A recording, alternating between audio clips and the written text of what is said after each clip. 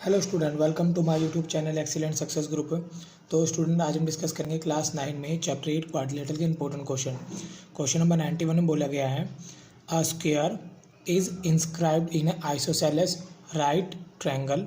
कोई isosceles right triangle है जिसके अंदर एक स्क्वायर बनाया गया है और उसको इस तरीके से बनाया गया है so that the square and the triangle have a one angle common, कि स्क्वायर में और ट्रायंगल में एक एंगल कॉमन होगा।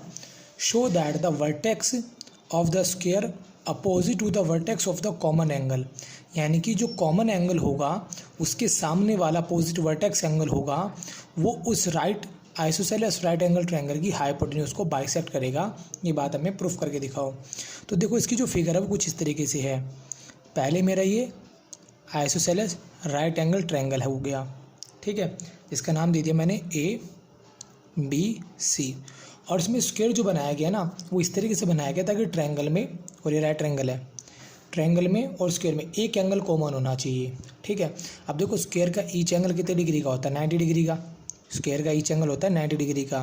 तो यानी कि जो इसमें कॉमन एंगल होगा वो ये वाला हो जाएगा, क्योंकि ये 90 डिग्री तो आ ही रहा है इस ट्रायंगल का, और स्क्वायर का भी 90 डिग्री हो जाएगा।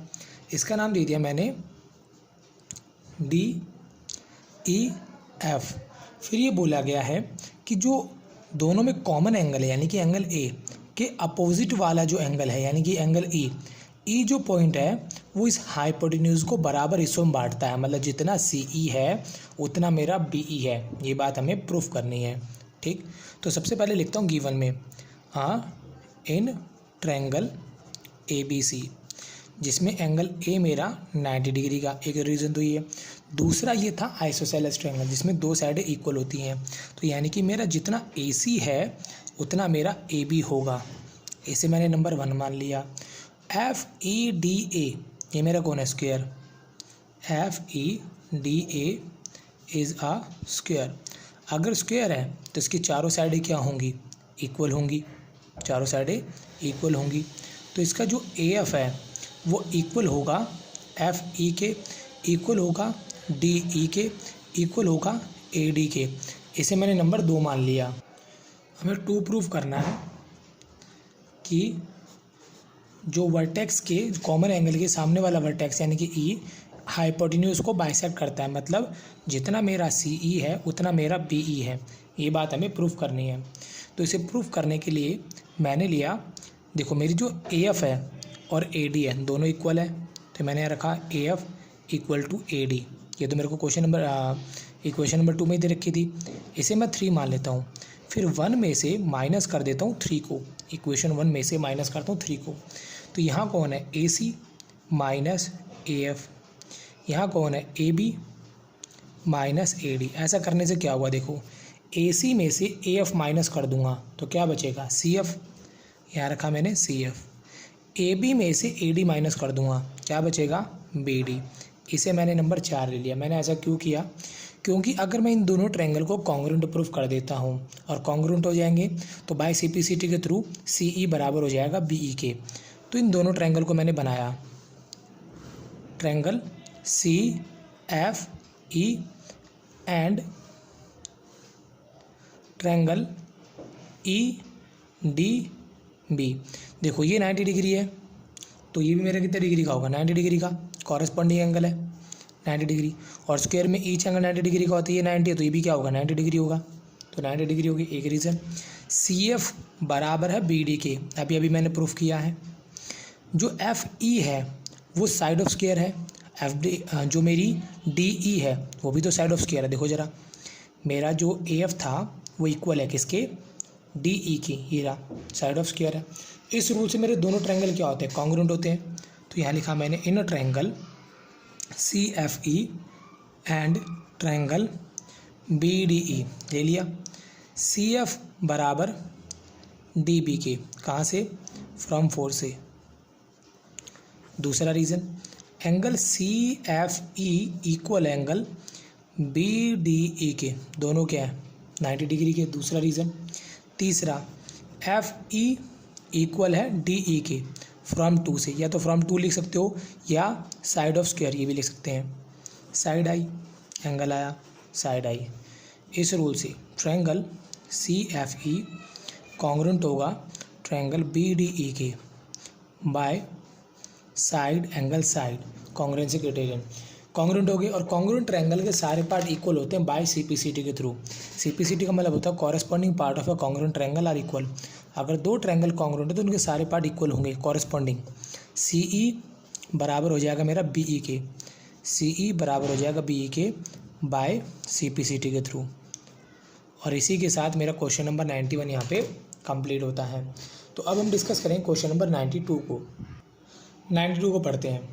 बोला गया कोई पैरेललोग्राम है ABCD, ठीक। तो पहले पैरेललोग्राम बना लेते हैं।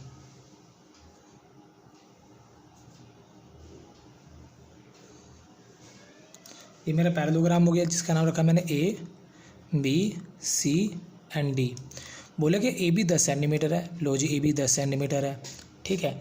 ये बात याद रखना, पैरेललोग्राम में अपोजिट साइड इक्वल होती है। AD कितना है 6 सेंटीमीटर है, अगर ये 6 है तो ये भी 6 सेंटीमीटर होगा, ये 10 है तो ये भी कितना होगा 10 सेंटीमीटर होगा। आगे पढ़ते हैं। The bisector of angle A का बाइसेक्टर ड्रॉ किया गया है। Meet CD at E, CD पर जो ज्वाइन होता है किसी पॉइंट E पर, मान लो E पॉइंट मैंने ये मान लिया, ठीक है। इसका बाइसेक्टर ड्रॉ होता है जो कि CD के पॉइंट E तक है। लो जी मैंने इसका बाइसेक्टर ड्रॉ कर दिया, ठीक। जिसका मतलब ये जितना मेरा ये एंगल होगा उतना ही मेरा ये वाला एंगल होगा, दोनों एंगल इक्वल होंगे। इसे एंगल नंबर मैंने 1 दे दिया, इसे एंगल 2 दे दिया, दोनों बराबर है।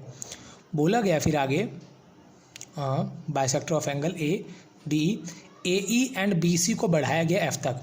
AE को भी बढ़ाया गया है और BC को भी बढ़ाया गया है। कहाँ तक बढ़ाया गया? पॉइंट F तक। थोड़ा सीधी बन जाए लाइन, ये लो जी F तक बढ़ा दिया मैंने, ठीक है। AE लाइन को F तक बढ़ाया गया और BC को F तक बढ़ाया गया।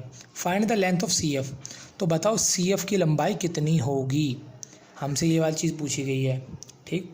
तो इसे निकालने के लिए पहले हम लिखते हैं गिवन पार्ट हमारा, जो गिवन है। गिवन तो हमारे पास ये है कि पैरेललोग्राम है ABCD, जिसका मतलब ये होता है opposite side equal and parallel, AB equal CD and AB parallel CD, number 1 मान लिया। दूसरा AD equal BC and AD parallel BC, number 2। साथ ही साथ जो मेरी AE है, AE bisector of angle A, जिसका मतलब एंगल 1 बराबर एंगल 2, दोनों क्या होंगे हाफ ऑफ एंगल A के, जिसे नंबर मैंने 3 मान लिया, ठीक। और इसके अलावा तो कोई इन्फॉर्मेशन गिवन नहीं है। बाकी इसको यहाँ तक पॉइंट F तक बढ़ाया गया है। हमें फाइंड करना है, प्रूफ नहीं करना इस बार, फाइंड करना है कि मेरा CF कितना होगा। तो मैंने इसको प्रूफ करने के लिए की कंस्ट्रक्शन मैंने कैसे की कि मैंने AD को भी बढ़ाया, produce AD to H and join HF। AD को भी मैंने H तक बढ़ा दिया, ठीक। और बढ़ाने के बाद में इसको मैंने F के साथ ज्वाइन कर दिया। करने के बाद अब मेरा जो ये AB, इसको नाम दे देंगे H, ये मेरी दोनों साइडें क्या होंगी? पैरेलल ही होंगी। ये 10 है तो मैंने बिल्कुल इसके पैरेलल ही ड्रॉ किया है, तो ये मेरी कितनी होगी? 10 होगी। बाकी AH मुझे मालूम नहीं है, ये दोनों मेरी पैरेलल होंगी, AB पैरेलल होगी HF के, ठीक है। And AH also parallel to BF, ये दोनों लाइनें भी क्या होंगी? पैरेलल होंगी, जिसकी वजह से मेरा ABFH क्या बन जाएगा? एक पैरेललोग्राम बन जाएगा, ठीक है। क्योंकि ये दोनों लाइनें पैरेलल और ये दोनों लाइन पैरेलल, मैंने बस पैरेलल लाइन को प्रोड्यूस किया, बढ़ाया है, इन दोनों पैरेलल लाइन को बढ़ा दिया सिर्फ और सिर्फ, ठीक है। बाकी अगर ये दोनों पैरेलल है तो इनके बीच के जो परपेंडिकुलर डिस्टेंस होता है वो तो इक्वल रहता है, 10 ये था तो ये भी 10 ही रहेगा। तो ये मेरा पूरा बन गया एक पैरेललोग्राम, ठीक। पैरेललोग्राम बनने के बाद मैंने मान लिया इसे एंगल नंबर 3, मेरा जो एंगल 3 है वो इक्वल होगा 2 के, क्योंकि ऑल्टरनेट एंगल बनेगा, ऑल्टरनेट एंगल। इसे मैंने नंबर दे दिया 3, 4।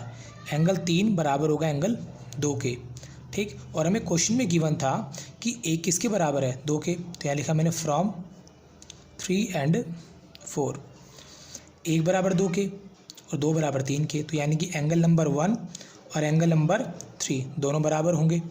एंगल नंबर 1 और एंगल नंबर 3 दोनों बराबर होंगे। तो मैंने ट्रायंगल बनाया दोबारा से, ये दोनों वाले ट्रायंगल लिखा AHF। अगर ये दोनों एंगल 1 और एंगल 3 दोनों एंगल इक्वल हैं तो इनकी अपोजिट साइड भी क्या होंगी, इक्वल होंगी। ये वाली साइड मेरी किसके बराबर होगी, इसके AH बराबर होगी HF के। रीज़न होगा opposite side to equal angle are also equal. तो मेरी जो HF थी वो कितनी थी, 10। तो मेरी AH भी कितनी हो जाएगी, 10। कितनी बन गई मेरी ये, 10 सेंटीमीटर। मुझे क्या बतानी थी, सिर्फ CF ही तो बताना था। क्या बताना था, CF। अगर मेरी AH 10 सेंटीमीटर है तो मेरी जो BF है वो भी कितनी होगी, 10 सेंटीमीटर, क्योंकि opposite side of a parallelogram are equal. Opposite side of a parallelogram are equal, ठीक है। अब AH का मैंने AH रहने दिया, BF 2 पार्ट में हिस्सों में डिवाइड, BC प्लस में CF, BC प्लस में CF।